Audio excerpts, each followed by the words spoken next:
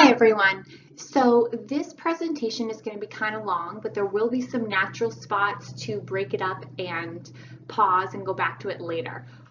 In this presentation, I'm handling lots of different ways to remediate issues with written language.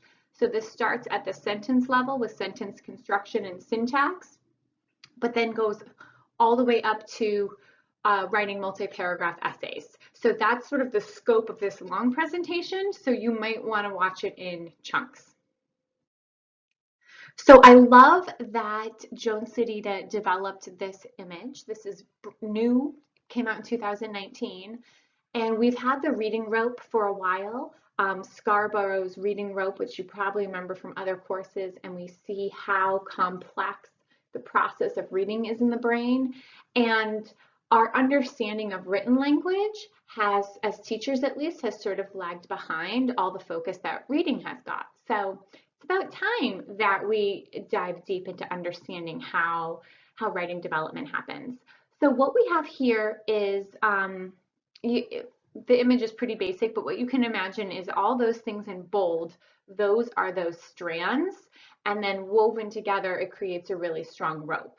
So if any of those strands is weak, you might have somebody who's a weak writer. And this is where it gets hard, because when you have your third graders, your fourth graders and above, and you're asking them to write paragraphs, certainly also for middle schoolers and high schoolers, and you're expecting them to write paragraphs, or stories with ease or some amount of ease, and they can't do it, where's the breakdown? This is the hard part. So I think it really helps us as teachers to see those 5 different categories, to see those different components of writing, so we can start to unpack when we see students and we see their errors, we can start to figure out, okay, this is the zone that they're struggling with, but these zones they're strong with. So if you can read on the slide there, we have critical thinking. Interesting that it starts with thinking, nothing to do with actually writing words or writing anything on paper, just the thinking that's involved in being a writer. Then of course syntax, that's grammar, things like that, has proper word usage within a sentence, punctuation of course, so those kinds of basics, text structure. So, and we're not talking about reading necessarily. Now, remember, now we have our writing lens on. So knowing how to write a narrative piece versus an expository or informational piece, structuring paragraphs, just that basic skeleton of what a paragraph or an essay should look like. Also, then it gets more complicated, because is that paragraph meant to describe something? Is it meant to compare and contrast? Is it meant to present, a problem and solutions? And then there's writer's craft, which is so hard. That's that voice that emerges from a writer, their word choice, the way they use literary devices, but not cliches necessarily, because we're always trying to get students away from using cliches in their writing. That's definitely challenging. And then lastly, transcription. So spelling, handwriting, keyboarding, think about like the physical act of actually writing those words or typing those words and letters. That's transcription, but then also the spelling piece, which is where our kids with dyslexia and dysgraphia, this is one of the, those foundational pieces of writing they struggle with, because orthography, spelling is so hard for them. And thus, word by word, everything they write is going to be tricky for them. So take a minute to pause here and think about the writers in your life. Think about the children in your classroom, grade level. Think about the children that you're tutoring for this project. And where would you see the writing difficulties for the kids that you work with, the kids that are in front of you? Is it just their approach to the task, the way that they can or can't plan, coming up with content to write about, their persistence? Oh, that's the hardest part, I feel like, is getting these little kids to just sit and think and allow themselves to be still for a moment and sort of problem solve and play around with the sentence, rewrite it. Their knowledge of writing, do they, have they even been taught directly the structures of paragraphs and how sentences are built? And do they push themselves through this? Do they think that they can do it? Do they think it's worthwhile to do it? And then, of course, those transcription skills that haunt so many of our students. So when you say a kid can't write, that is sort of a meaningless statement. We need to go deeper and understand which element of writing or which elements, which components are they having trouble with. And sometimes this is a developmental question because in first grade, of course, we're going to see transcription errors. Holding a pencil, forming letters, spelling words. Yeah, that's developmentally appropriate that would still be tricky for a student. But we at least want them to be able to think of the idea, even if the idea doesn't look great on paper. So there's sort of a developmental continuum here that we have to keep in mind too, of what's appropriate at each age level, and then match that with, okay, what do we see the student doing and the student struggling with? So here at Gordon College, we are all about giving students what they need and solving those problems directly and being targeted in our instruction. When we get to thinking about what this means for writers, what we mean is we're going to be explicit. I know that sounds obvious, but sometimes even as adults, we don't know what good writing is or how to break it down. And a lot of the programs that are out there, the Lucy Calkins Writers Workshop, if you've had your hands on those teacher manuals, you will realize there is not a lot of direct teaching going on. It's all this beautiful modeling about the art of writing. And that probably works really well for children who are naturally inclined to write, and that's something that they're at or above grade level. They're interested in writing. They have a knack for words. They read a lot. Sure, the Writers Workshop model will give them that freedom to just develop their craft and their art. Most of our kids aren't natural born writers though, so they need someone to directly teach them what writing is and all the little building blocks that get you there. If you want big, robust sentences from your kids, you need to be working.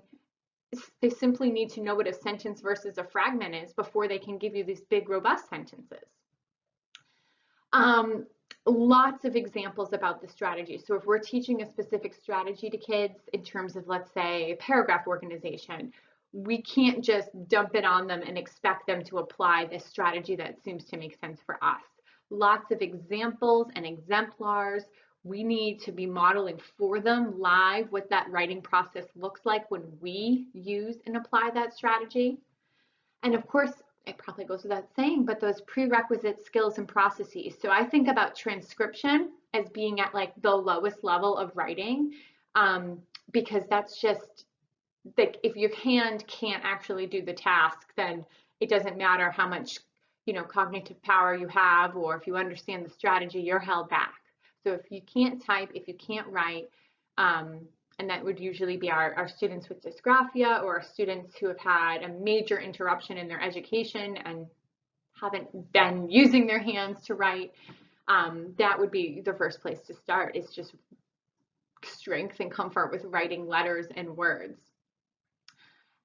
Spelling, some of our students are comfortable when we say spelling doesn't matter, let's work on writing, but plenty of our kids are not satisfied with that answer, and it really bothers them that they can't spell, and then they avoid using rich vocabulary because they can't spell it, so they keep things as simple and short as possible, which is sad because then their writing suffers and they're misunderstood as students.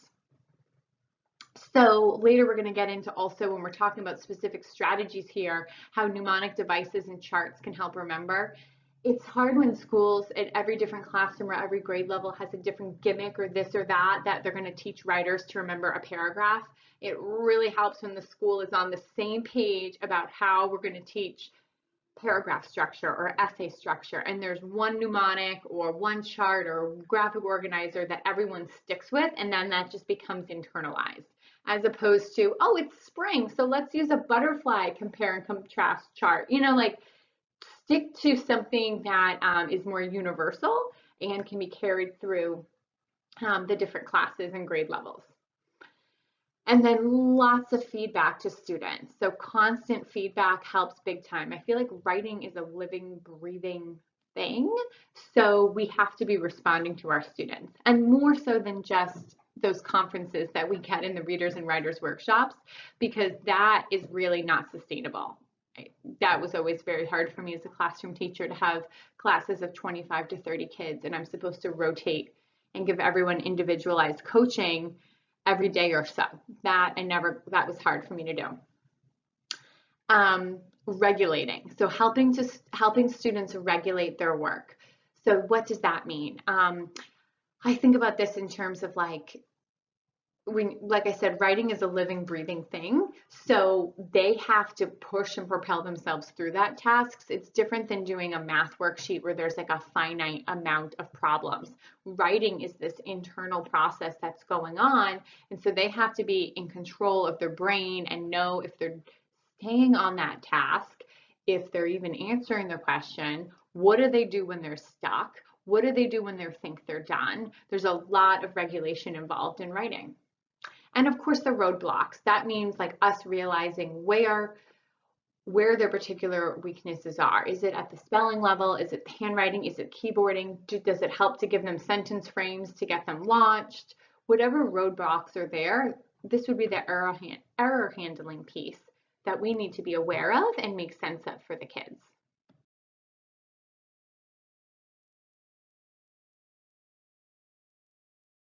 Now we're going to talk about a program called Framing Your Thoughts. Framing Your Thoughts is done by the authors of Project Read, and that whole group of programs is, I don't know if they still describe them as Orton Gillingham based or what, but these are considered, this is structured literacy. Framing Your Thoughts specifically would be a way to teach syntax, sentence structure, and paragraph and essay structure to students. And it starts very small at the bare bones sentence. Now, what's different about Framing Your Thoughts is that it's multisensory. And so there's touching, there's manipulating, and it's a way for students to understand the structure of language and code it without hopefully just like marking up worksheets endlessly. So to give you a visual here, if we're looking at the written language rope, we can see that with Framing Your Thoughts, this program addresses syntax. So that's where we are right now. I checked off transcription because I'm assuming that is under control. Of course, if you're working with somebody with dysgraphia, they're going to have persistent transcription problems that stay with them for a long time. But the idea is that if you know that transcription isn't a problem, sort of like the next thing would be to understand the student's syntax and develop that. So sadly, because we're doing this online, I'm not able to share the DVDs with you, which are the professional development DVDs, so you can see the training videos involved in each of the steps of Framing Your Thoughts. But it starts at the sentence level, and it starts with the teacher modeling to students the who and the what of the sentence, and then what they're doing, the action. So you can see how there's a different card for each step here. And if you imagine there would be a pocket chart. So a teacher would be able to hold that little blue card that says subject and put that in the pocket chart and talk about how that is the who or the what of the sentence. And you can start with something very basic with your students. The dog, my mom, Max, and you can, something like that. That would be the subject. So you're listing all the who's and the what's, and it's very basic. Pretty much at this point, it's just a noun and maybe the article that goes with that noun. Then you use an action predicate next, such as ran or digs or whatever. And then you show the student how you can take that subject, the who or what, and put it with the action predicate. My mom, what did I say, ran, or the dog digs, and how you can mix and match and you're building sentences. And that is called a bare bones sentence. And so systematically you would build on that, and then you could add in a subject describer. So those would be things, and this is something that's taught very directly, things like color, shape, size, things like that. So the big dog ran, and you would show students how you could add in the subject describer. The grouchy dog, my lovely mom, or whatever you want. Then you get into bound predicates, which are things like is or was or those kinds of verbs, the ones that are not so much an action verb and they have to go with something else. So my mom is, you need a completer with that. You can't just leave it at is, because that's not really that action predicate. So my mom is on the phone, things like that. So you are systematically showing students how to build sentences, and by manipulating these cards, and the students can have them too, and they can be manipulating the cards, and that's a way to talk about and code sentences. This shouldn't be the extent of their writing lesson though, because this is just syntax. When we think about the writing rope, grammar is not, that's not the whole picture with writing. That's a piece of it. That's like the basic level of the structure and the code there. We can think about with phonics, sounding out words. We can't only teach kids to sound out words because our language is so much more than that. There's meaning involved, and then there's shades of meaning, and then there's all these things between the lines, like making inferences. So there's lots to being a good reader beyond just sounding out words. Likewise, being a good writer, we need to get them beyond just being able to write a complete sentence or code a sentence. So if you can imagine that green side that looks like a poster, that's actually like a manila folder that folds, and the students can open that, and those are little sticky notes that come with the program, and you can manipulate them. So up top is sort of like the storage area. This is kind of reminds me of Wilson magnets. So you've got them up top lined up, and then the students are kind of coding down below what their sentence is. And you can see the punctuation is there too, those big chunky white things. That big tall white mountain is to remind them that they use a capital at the beginning of the sentence. And then of course you have all your punctuation. So I don't own this curriculum, but I have tested it out with some of the students that I work with before and made sort of a bootleg version here. And we worked on just subject and predicate. So when you're writing it with sentences, you can code it by using those little graphic symbols. So the underline shows where the subject is, and those little those four little mountains show the action predicate. So I wrote Malcolm barked, that's my dog, and my student wrote the warship sank. So we have some different ideas for topics, as you can see. Here's an example of us changing it to work with a bound predicate instead of an action predicate. Malcolm is frisky. The warship is destroyed. And then here we have a sort. We sorted by action predicate versus bound predicate with completer. And I know it's a little hard to read those sentences, but I can read, okay, like the bottom one on the left says Han Solo falls in love with Princess Leia. Okay, so we had our subject and then our action predicate. Although falls in love, that's interesting. Maybe that's actually a bound predicate. And then on the other side, we have, let's see, on the bottom, Luke is a courageous orphaned young farm boy. So again, you can see we picked a topic that he was interested in to build our sentences around, because when you're doing this kind of syntax work, it could be kind of dry. So it makes it more fun, a little bit more effort, but more fun to pick topics that are interesting to be actually reading about. And then these are my own homemade cards that are just on index cards, which is something you could totally experiment with as well. And we came up with, this child changed my subject. She wrote Ring a Rose, which I think is the name of one of her Beanie Boos or something like that. She came up with her own subject and then action predicate. And then I had all these words, and we just keep switching them and manipulating them to make different kinds of complete sentences. And then the predicate expander, if you can kind of see on the corner there, it says why, when, what, and how. And those would be ways that you could add on to your sentence. So once you teach your students what a bare bones sentence is, you know, a complete sentence, not a fragment, you look at all the ways that writers can expand on their sentences in the beginning, middle, and end. So here you can see we have our subject chosen, the Jedi, and then my student has all of his action predicates sorted and his bound predicates with completers. and we're going to pick and choose and write our own sentences and then actually put them into the notebook. By having the words written in front of us and we can manipulate them live, that is a lot easier than just generating sentences out of thin air. So this is like a baby step towards, it's harder than just marking up a sentence I wrote, but it's easier than just generating his own sentence. So this is sort of like that in-between step of like, here, I'll give you some words, you build the sentence, let's log it in your notebook, and then we have all these examples of different sentence structures or different sentence types. And they grow with each lesson as we get more complicated. Again, there's no way that I can share, because of copyright issues, those framing your thoughts videos with you online. I believe that YouTube link, if you wanted to type that in, would take you to another teacher doing something that's not framing your thoughts. It's like manipulating different colored cubes for the different parts of a sentence. So there are lots of multisensory ways to approach teaching syntax. Framing your thoughts is sort of the big one when we think of like the package program that delivers it to you, you know, and you have all the manipulatives.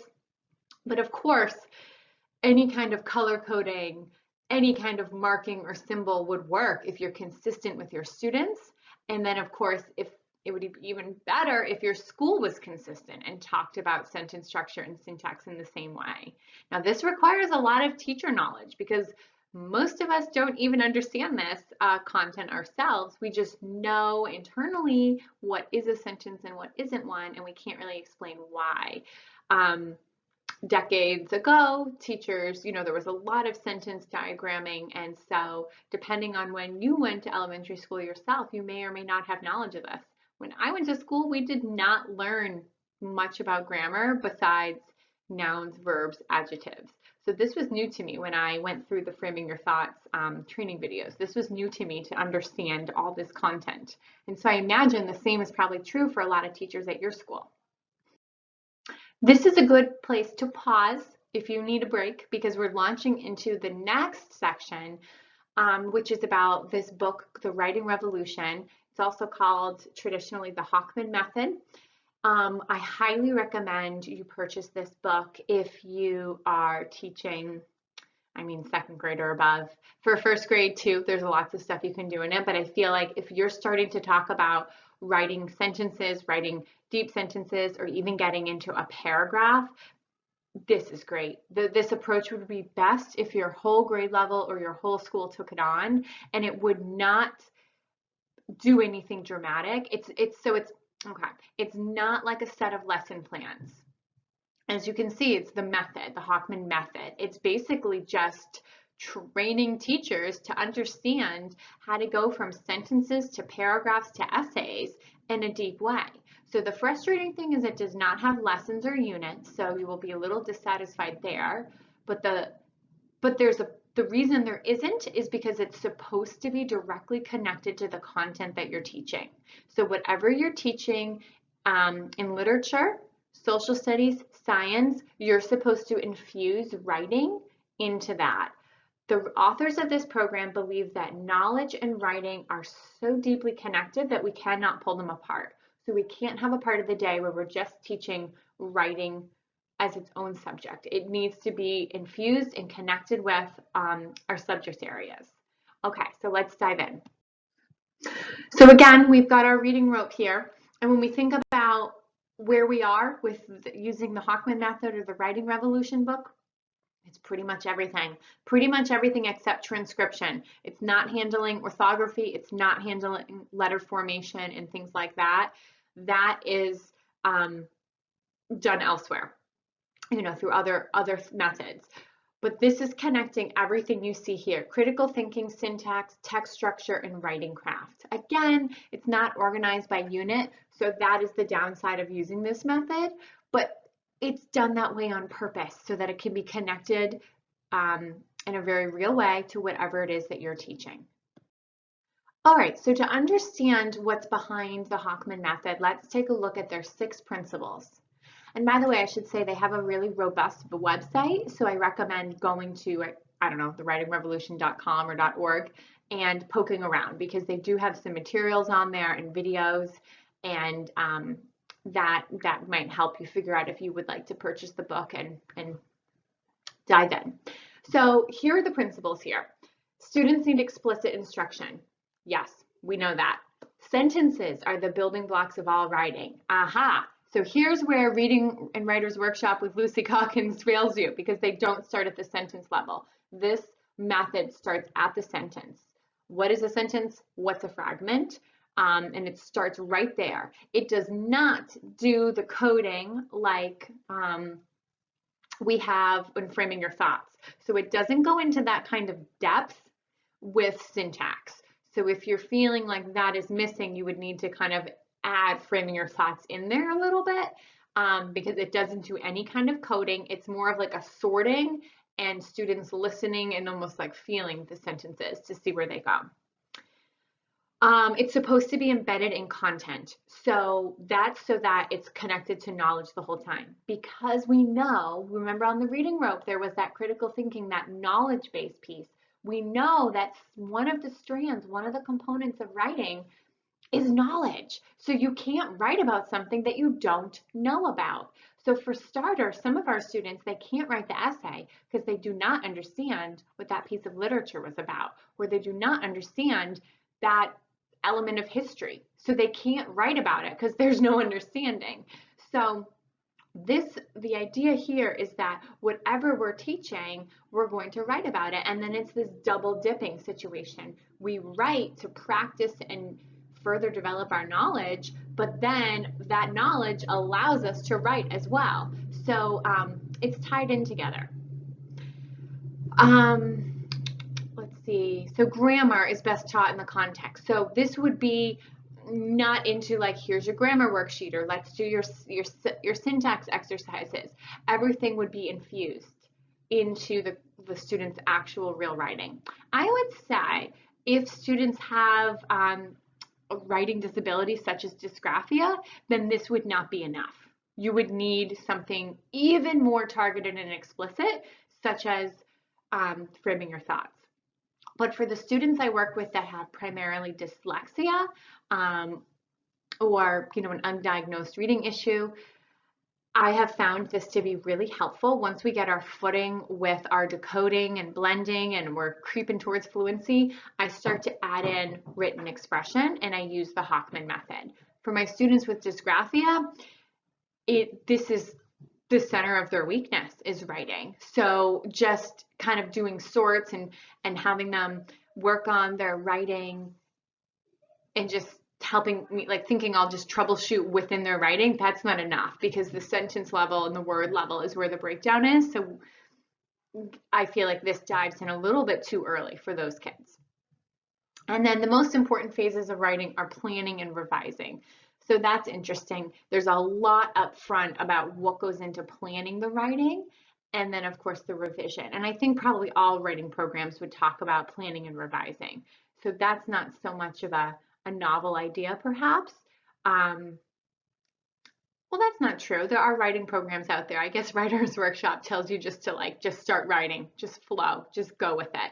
And this method would say, no, plan ahead, be direct, use a graphic organizer ahead of time. Don't just dive in. And I've noticed that some families in the town I live in have had some issues lately with their fourth graders, because it seems like in fourth grade in my town, there's a shift and students are just given their Chromebook and then just supposed to just type their essay. And for one, transcription is still hard for them. Typing is still like a very laborious task for them. So to have them do all their thinking while they're typing, that's too much at once.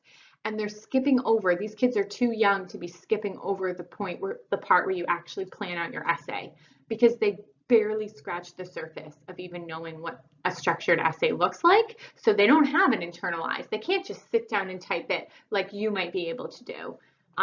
You might as an adult have that internalized structure so you can just dive in. So I guess maybe that is more novel than I had thought. All right, I have a bunch of examples of these too, but let's just take a look at what it says for the sentence level activities. So in the Writing Revolution book, they have it organized, and the book begins at the sentence level piece. Now remember, anything we're writing about is going to be connected to the content. So if we're reading the book Little House on the Prairie, I'm going to be using Little House on the Prairie sentences.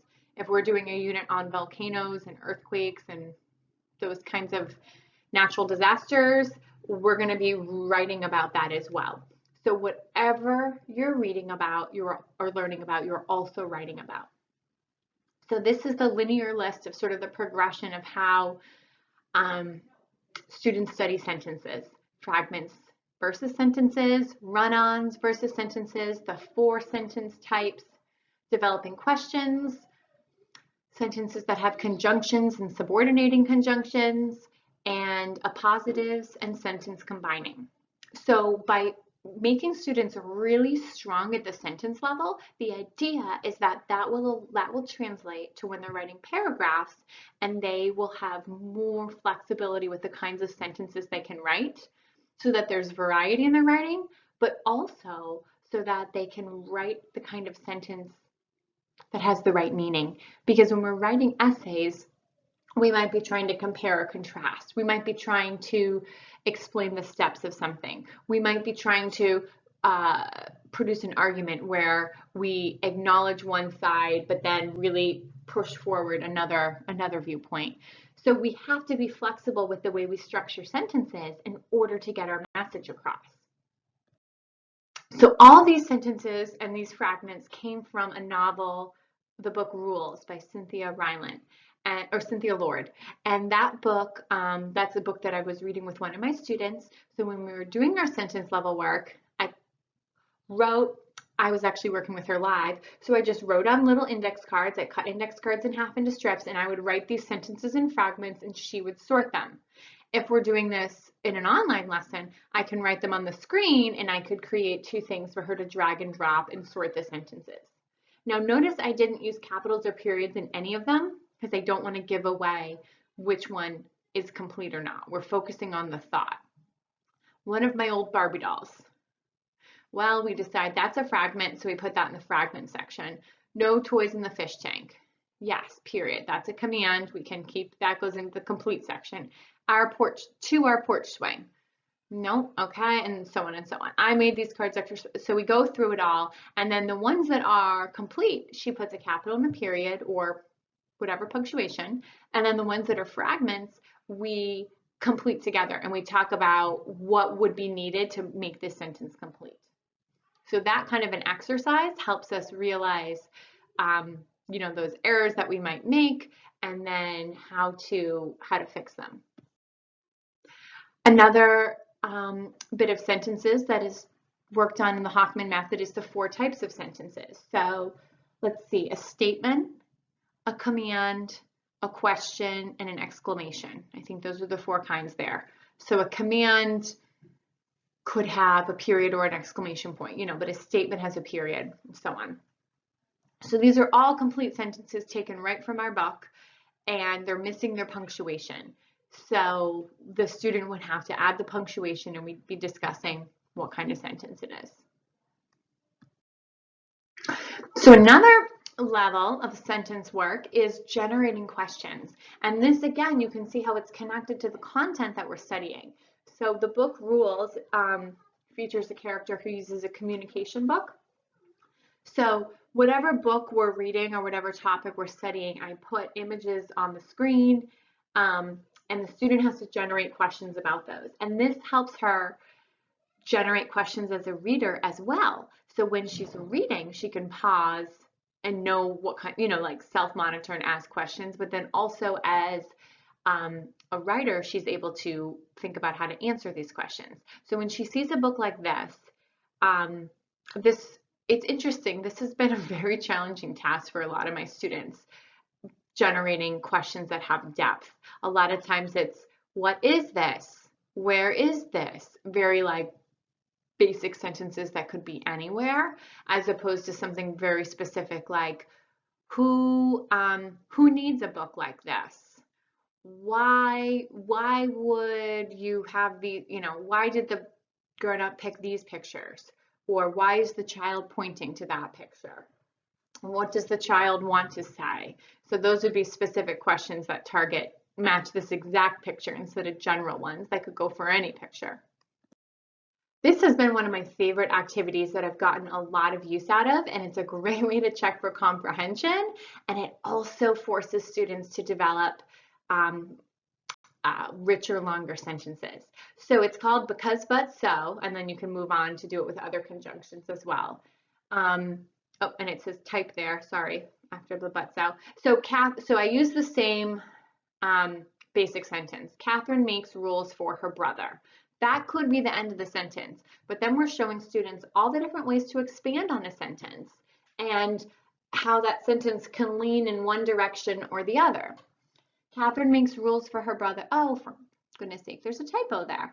Catherine makes rules for her brother because, Catherine makes rules for her brother, but, Catherine makes rules for her brother, so, and then you could do, although Catherine makes rules for her brother, since Catherine makes rules for her brother, while Catherine makes rules for her brother, even though Catherine makes rules for her brother. And you can see how this is actually an exercise in comprehension as well, because I'm requiring the student to think through the story. And these might not have been details that the author explicitly stated, but these might be things the student has had to infer. So I'm connecting their knowledge with their ability to write rich, expanded sentences. And here's an example of how we finish some of the sentences in the option there. Catherine makes rules for her brother because she doesn't want him to do something inappropriate. Catherine makes rules for her brother, but he doesn't always follow them. What about the last? Yeah, so even though Catherine makes rules for her brother, he doesn't always follow them. So some of them are sort of similar in meaning there, but that's a good exercise for your students. And if you pick the right basic sentence, you can really stretch their understanding of the story in really nice ways. So moving beyond the sentence level work would be sort of sentence expansion and note taking. So the sentence summary is something that you would do at the end of a chapter or the end of a section, or a page or whatever you'd want. And I love the sentence summary. It kind of reminds me of the get the gist strategy. If you know that from their 633 class, you might have done that with Liz Scotchman, get the gist. And this is actually a pretty high level task, doing a sentence summary. So it allows, this is pushing them in two directions. The sentence summary, first of all, helps them synthesize all the information in the book, which is a comprehension and a critical thinking activity. But it also has them put it into a sentence, which is a writing activity, because how do you jam all those details into one concise sentence? You have to make some choices as a writer. So let me show you what I mean. This is from a book that we were reading on the story of Nike, the brand Nike. Okay, so we talk about the who or what was that chapter mostly about. Now, what did that who or what do or will do in that chapter? When, where, why, how. I like to do it color coded, and then since I've been working online these days with my students, we're dragging and dropping and trying to look at the order of how, because it's not linear. We don't necessarily go, Coach Bowerman thought of an idea one morning at home. I've noticed with my students, and we've talked about this, we tend to like to put the when and the where at the beginning of the sentence. That works nicely. So that's something that they kind of like organically discovered, and now by using the copy and paste function, they can just drag and drop and make it see how the sentence is. Now, sometimes our sentence needs extra words. Sometimes we need to delete a bit of what we wrote, but that helps us to write a nice, thorough summary sentence. Here's another example of the same task in a different chapter. And this time it wasn't about, so on the last slide, it was about Coach Bowerman, this man involved with Nike. This time it's just about the company Nike. So it's interesting that even though the book is about the story of Nike, each chapter, it could be focusing on a person or it could be focusing on the company. So our students had to notice that, and that's a critical thinking exercise, noticing who it was mostly about and noticing the subject. We also talked about in this one how the where just wasn't important. It wasn't, the year was more important. but it was really about what they did and the purpose of what they were doing. And that chapter, that was the big deal. So this writing exercise really allowed us to linger on the comprehension related to this chapter. As you're getting into paragraph writing, as you're getting into that zone, you also students need to know topic sentences versus conclusion sentences. I don't think I have any of those examples on the slide, but you can imagine how we'd have, I think actually in the Writing Revolution website, they have that. There's a sort where the students sort topic sentences versus details, or they try in a list of sentences to pick out which one would be the topic sentence and which one would be the details, and sometimes ordering the details. So those kinds of activities before the student is required to actually write the essay themselves or the paragraph themselves, they're understanding what good paragraphs look like. So you don't just go from asking a question to, yeah, write me a paragraph, like they can do that out of thin air. You're examining and analyzing paragraphs.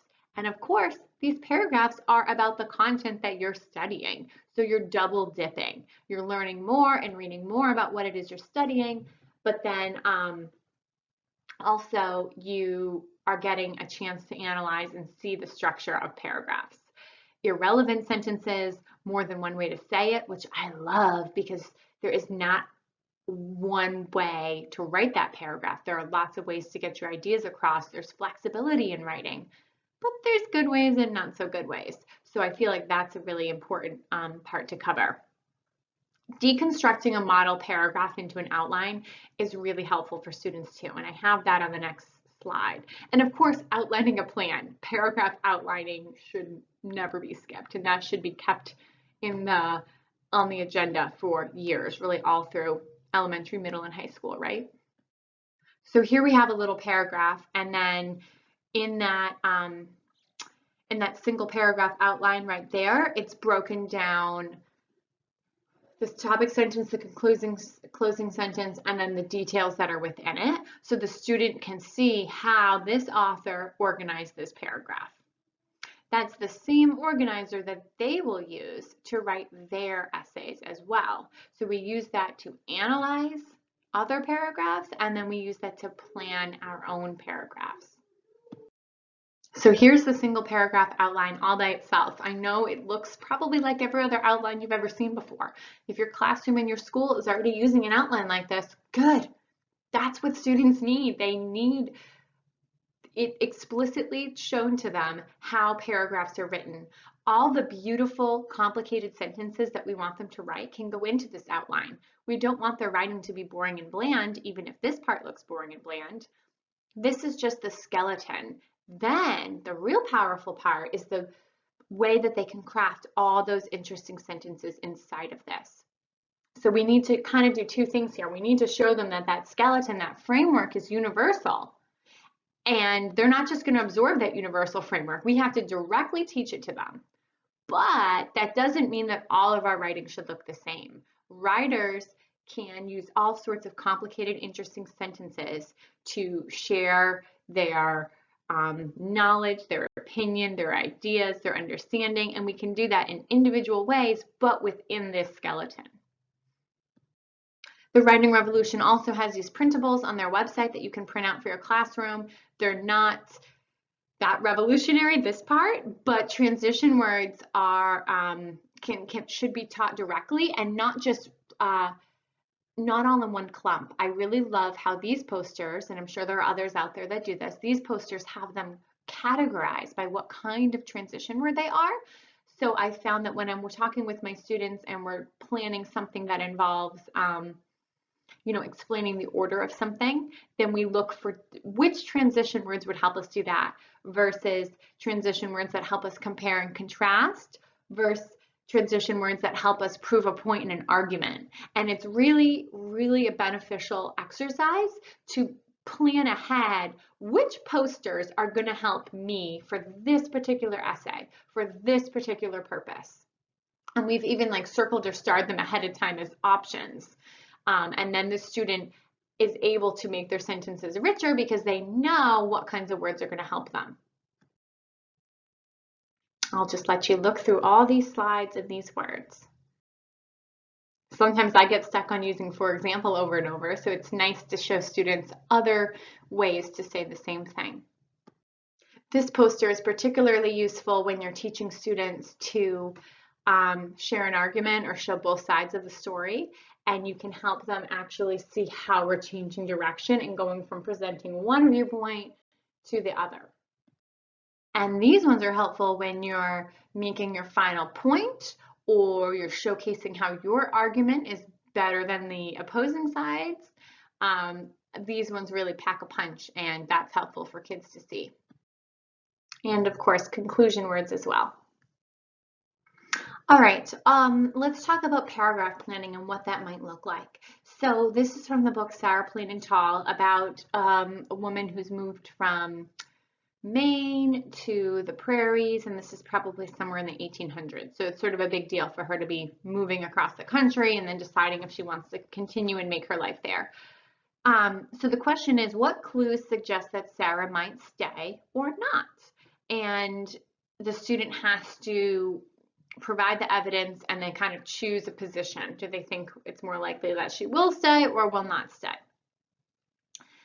So before we did it, we put it into a single paragraph outline. This is sort of a step before the single paragraph outline. We just did a very basic T-chart. She might stay, she might not stay, and we gathered our evidence from the text.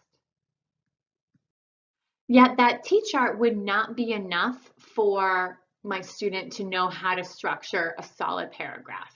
She would just dive in and probably do a laundry list and write down the reason she was going to stay, the reason she was not going to stay, and that would be it. So we have to convert that T-chart into a structured paragraph. So what we did is we first thought about a topic sentence. There are clues that suggest Sarah might stay or not stay. We wrote that together.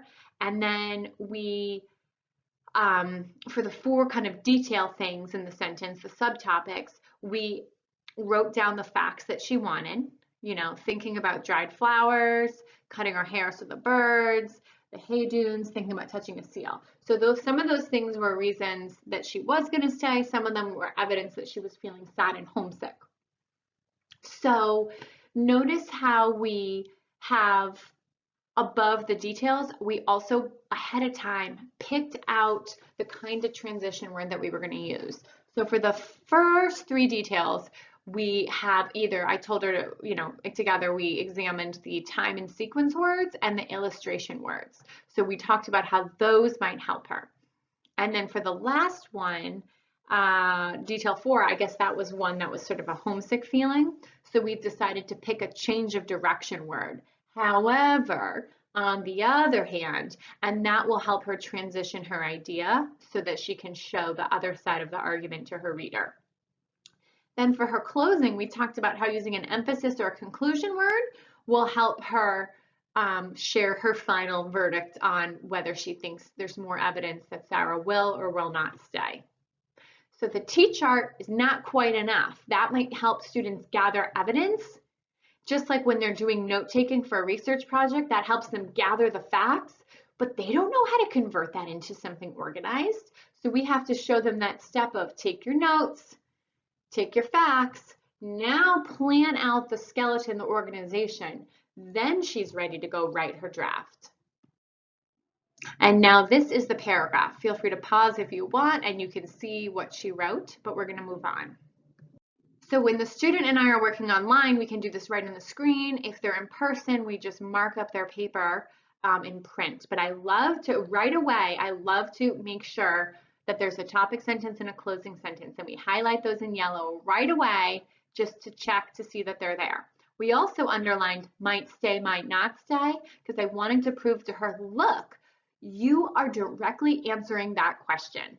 Because that's another issue with our students, that sometimes they veer off and they answer something different than what we asked. So I want to show her that, yes, I see proof that you are attempting to answer the question I asked. And in her conclusion, I underlined will stay because that shows that she made her final push for her viewpoint. Then we went through, and you can see in 4 colors, purple, blue, green, red, we highlighted each of her details. I praised her for writing For many of them, she wrote two, well, some of them she wrote 3 sentences for each idea. So she's a 4th grader, so she's going beyond just writing 1 sentence per detail. Her paragraph is a little thicker, and she has 2, 3 sentences per detail. First, Sarah went to pick flowers so she could save them for winter. That is a clue that she might stay till next winter. Now, this isn't totally edited, so you can see there's some errors in there. A second clue is when Sarah cut Caleb's hair and scattered his curls for the birds to make nests. Sarah said, later we can look for a nest of curls. Sarah said later, so maybe that means Sarah will stay. So I was praising her for her depth here, that she didn't write just one simple detail. She wrote it, the proof from the story, and then expanded on it to make her point. Then lastly, we went through and we underlined the transition words that she used. First, a second clue, in addition. So those look like they're all time sequence words. And then for the red one, she wrote however, and that's her change of direction sequence word, or change of direction transition word. So the previous slides that we just looked at, that was for a single paragraph outline. When we're planning a multi-paragraph outline, of course, I know you know this, but it looks similar, and we have to show our students how now we have sort of this whole essay outline where we have our thesis statement in the first paragraph, then we have our middle paragraphs and our conclusion. Now, this particular one is an argumentative one, which is really more for middle schoolers. The Writing Revolution suggests argumentative essays are for middle schoolers. You can do an opinion one when you're younger, but it's hard for an elementary school student to, they're working more on the structure of an essay. It's that next level up critical thinking wise, where you have to prepare an argument, show both sides of it, be persuasive and fair to the other side, but then drive home your point. So that's a more higher level task to write an argument. So the Writing Revolution suggests that in the beginning, you lay out the background of the issue, and then you start to lean towards your view.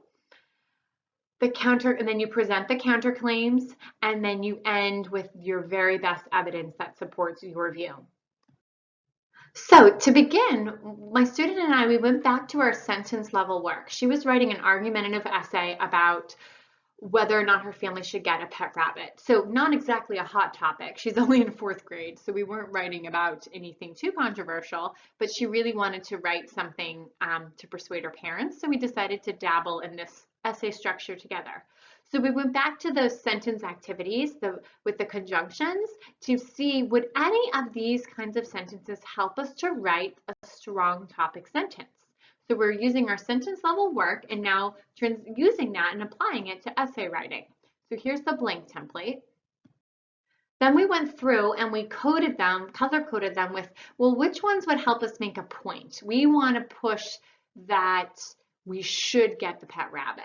So she went through, and the ones in red are the ones that are not going to work for her argument because they're going to go the other way. So we don't want those ones. The orange ones, sort of, we weren't convinced that those would be the strongest. The green, so the sentence in green is the one we landed on as having a conjunction that would be the perfect to help us make our point. My family should get a pet rabbit right now because I'm out of school and able to take care of it. So we added in the right now because this is coronavirus time, and she thought that this would be the perfect time, and so time was important to this sentence. She wanted to add that piece in there. So her thesis statement was that a pet rabbit would be an excellent addition to her family, and then that sentence we saw before, that would be also added into her intro paragraph because it talks about the reason, how this timing is so critical. So this link won't work for you now, but you can copy that down and see if you can take a peek at it yourself. Also on our Blackboard or Canvas page, we have a ton of links, and they're all titled The Writing Revolution, so TWR, and I have a ton of links that will go with that under the video section, or the video links section, wherever that is. Click on those because seeing the Writing Revolution in action is very inspiring, and it's, some short and sweet sentence activities that people do and they weave in through the day. And it's just developing this strength with sentence level work that translates into strength with paragraph and essay writing. It looks really nice in our minds to picture a writer's workshop where our students are busy writing on their own and filling up notebooks and being creative. That sounds lovely. We would all like that. But most of our students cannot sit and use 60 to 90 minutes of open-ended writing time independently. So we as their teachers need to give them all the tools so that they can get to that someday. They can sit and have that kind of endurance and strength and direction with their writing tasks. So that means we start at the sentence level. We teach them how sentences are written and built. We bring that to the paragraph level. We analyze how paragraphs are structured. We help them plan and structure their own paragraphs and then multi-paragraph essays. And that's the progression. This obviously works best when we're aligned as a school and a district and we're thinking the same things about writing and building systematically year after year. That would be ideal, of course. And this presentation did not cover transcription, so it did not cover spelling because we've handled that a lot in this course in terms of orthography, and it did not yet cover handwriting because we haven't gotten to that part quite yet. Stay tuned for that.